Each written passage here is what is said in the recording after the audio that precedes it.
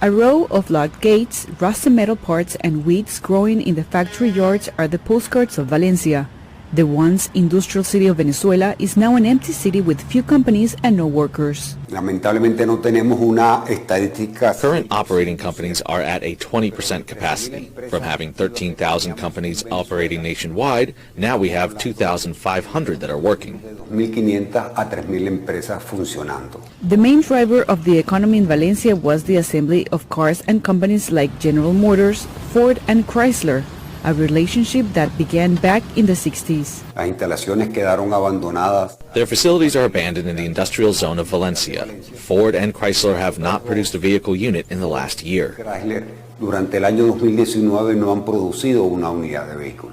Economic experts explain that 80% of Venezuelan companies had to decrease their lines of productions this year.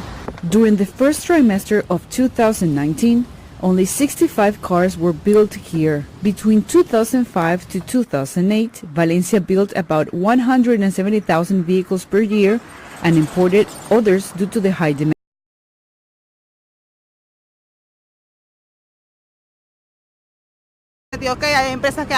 Years ago, this industrial city was very productive. Right now, it has declined. There are companies that have closed. The few that are still here have a very small staff. They're closing their doors because of the economic situation. Gregorio Briceño worked his entire life in the automotive industry. Today, he is unemployed.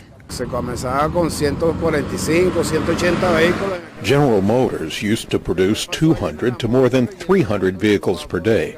Everything is paralyzed today.